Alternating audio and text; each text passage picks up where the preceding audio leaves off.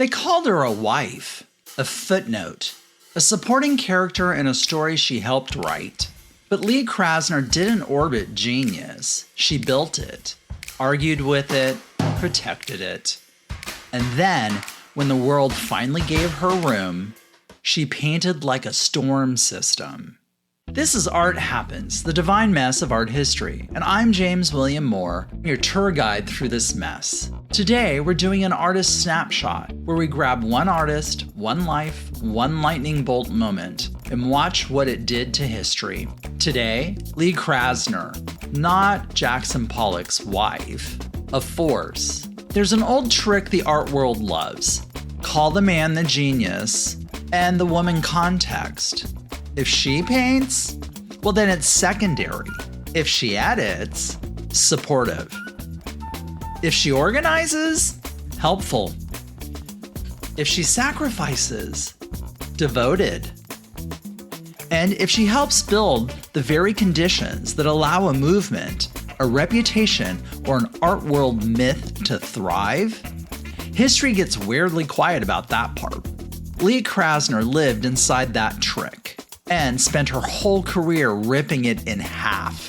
Because this is not just a story about a woman overshadowed by a more famous husband. That version is too tidy, too convenient, and too flattering to the systems that made it happen. This is a story about ambition, about discipline, about reinvention, about artistic will, and about what it means to keep making art when the room keeps trying to name you as something smaller than what you are. And Lee Krasner knew that room well, and she just refused to stay small inside it. Lee Krasner was born in 1908 in Brooklyn, born Lena Krasner, and from early on she wanted art, like oxygen. Not casually, not decoratively, not as a hobby to be indulged until something more practical came along. She wanted it seriously, professionally, relentlessly. And that matters, because one of the laziest habits in art history is acting like women just sort of arrive in relation to men, as if their real story begins only when the famous husband walks into the frame. But by the time Jackson Pollock appears in Krasner's life, she is already deeply trained, deeply committed, and very much in pursuit of her own artistic future. She studied at Cooper Union at the National Academy of Design, and later with Hans Hofmann, where she absorbed ideas about modernism, structure, abstraction, and pictorial energy. Hofmann, of course, is also tied to one of those infamous art history moments. One of those comments that manages to sound like praise while carrying sexism in its back pocket. And honestly, that tracks. Because Krasner kept running into a pattern that will feel depressingly familiar. Admiration, but qualified. Recognition, but partial. Access, but conditional. She also worked during the Depression, including through the WPA Federal Art Project, which is worth mentioning because so many great US artists passed through that world of government-supported labor, public culture, and practical survival. And survival matters, because art sounds romantic until rent shows up. When Krasner enters the New York art scene, she is not a wide-eyed muse wandering in to admire genius. She is already trained, already working, already ambitious, already in the room. And frankly, that room should have taken her more seriously sooner.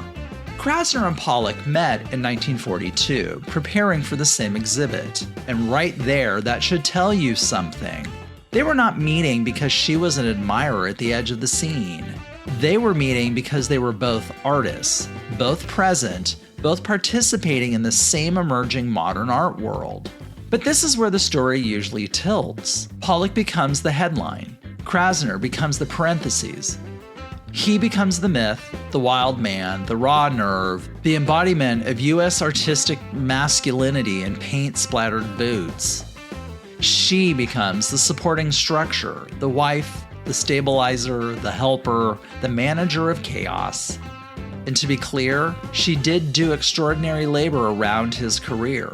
She championed the work, helped create the conditions for it to be seen, protected space around his practice, defended his seriousness, connected him within the art world, helped shape the narrative that turned promising painter into legend. That is real labor, cultural labor, interpretive labor, career-building labor, myth-making labor. And yet, the perversity of the whole thing is that the more effectively she helped secure his place in history, the easier it became for history to treat her as secondary. That's the trap door. A woman can be central to the architecture of greatness and still get written as a decorative trim. After Pollock's death in 1956, she managed his estate and protected his reputation through shifting fashions, markets, and critical moods. Again, not small work, not emotional cleanup, not merely domestic devotion with better paperwork. This is strategic cultural stewardship. It is legacy work. It is a form of authorship in its own right. And still, for years, the shorthand stayed lazy. Pollock, genius. Krasner, wife. History really does love a lazy caption. Let's say the quiet part out loud. Genius is not just a compliment. It's a category. It's a performance, a cultural permission slip. And for a long time, the art world handed that permission slip to men far more easily than it ever handed it to women. Abstract expressionism especially loved a certain kind of story. Big gesture, big ego, big risk, big man. The movement became wrapped in ideas of virility, aggression, scale, rawness, spontaneity, all coded as masculine, as presented as heroic. Critics helped, institutions helped, the media helped, collectors helped, the whole machine helped. And inside that machine, the labor women performed often got them renamed into something smaller, not authorship, support, not vision, sensitivity, not innovation, response, not leadership, helpfulness. So Krasner's role gets translated downward. Wife, caretaker, editor, steward, support system, anything. Anything but fully legitimate artist on her own terms, which is especially maddening because her actual work refuses that diminishing frame.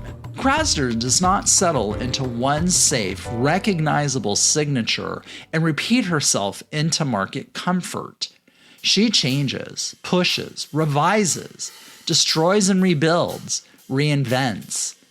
That kind of restlessness is often praised as fearless experimentation when men do it. When women do it, too often it gets read as inconsistency. But Krasner's refusal to sit still stylistically is not weakness. It's evidence of rigor, of appetite, of an artist willing to let herself calcify into brand identity. And honestly, that makes her more interesting, not less. Now, to be fair, the marriage itself was complicated. This is not a neat morality play, where one artist is purely villain and the other purely victim. Pollock's struggles were real. The relationship was real. The intimacy was real. The care was real. The damage was real too. And that complexity matters because women in art history are so often flattened into symbols. The muse, the martyr, the neglected wife, the loyal widow. Krasner deserves better than symbolic flattening. She was in a double bind. If she advocated for Pollock, that labor got treated as feminine support. If she advocated for herself, she risked being cast as difficult, competitive, or ungenerous. If she preserved the marriage and the myth, she disappeared. If she pushed too hard against it, she could be accused of betraying the very history she helped secure. That is a brutal position to occupy, and a familiar one. Because women are still asked in subtler and not so subtle ways to make the room run smoothly without appearing to need the room for themselves. Krasner knew how to operate inside that contradiction, but she also painted against it.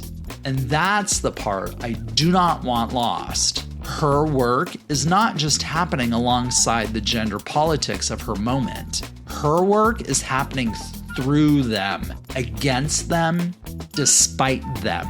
Which means every canvas is carrying more than form and color. It's carrying pressure, resistance, self-definition, persistence. And that gives the work its bite. After 1956, something changes physically, emotionally, psychologically, artistically. Krasner begins using the barn studio in Springs, the space Pollock had used, and suddenly the scale can shift. That matters more than it may sound, because studio space is not neutral. Space changes what the body can do, what the canvas can become, what ambition can physically occupy. And when Krasner gets access to that larger space, the work opens up. Not politely, not cautiously, not like somebody tiptoeing through inherited territory. It opens up like weather. The paintings from these years feel charged, not just with grief, though grief is there, and not just with release, though release is there too, but with scale finally meeting force. It's as if the work had been waiting for a room big enough to hold what she was carrying. And what comes out is extraordinary.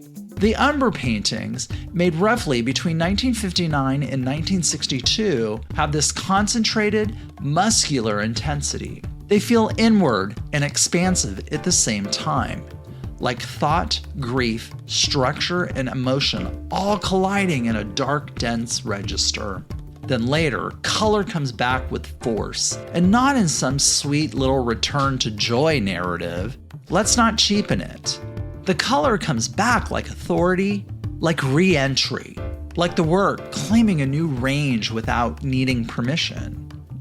Her late paintings have this remarkable combination of control and volatility.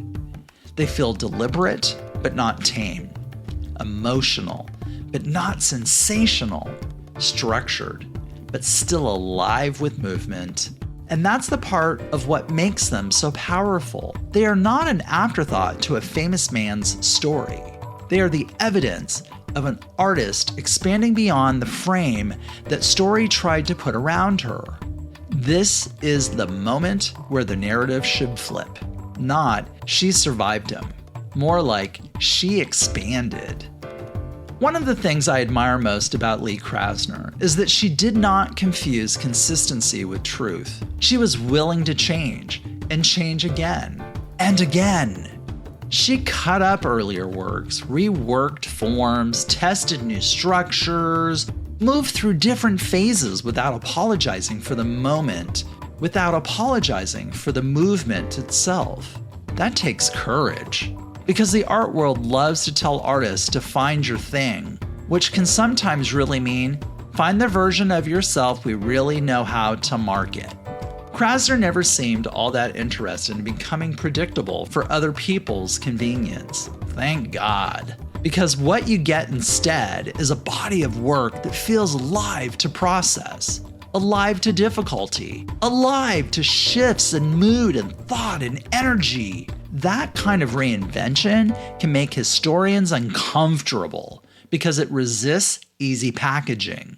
But easy packaging is not the same as artistic greatness. In fact, sometimes it's the enemy of it. Krasner's career asks us to value evolution, not just recognizability, to value persistence, not just headline mythology, to value the artist who keeps making, keeps changing, keeps pressing forward, and even when the world keeps trying to caption her incorrectly. And that feels very contemporary. So why does Lee Krasner matter now? Not just as a corrective, not just as a historical footnote upgraded into fairness, but as a living force in how we think about art.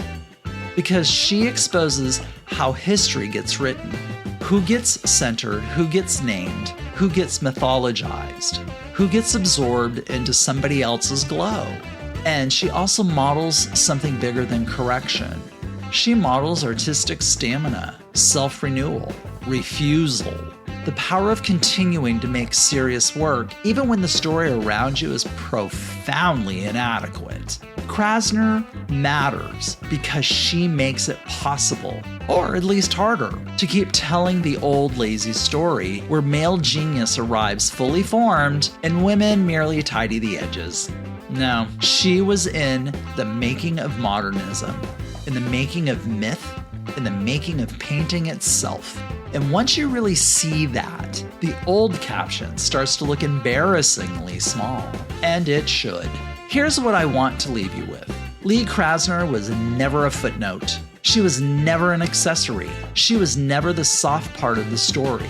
She was an artist with training, hunger, discipline, and force who kept making art through dismissal, through shadow, through grief, through bad framing, through history's habit of looking past women and calling it objectivity. They called her a wife.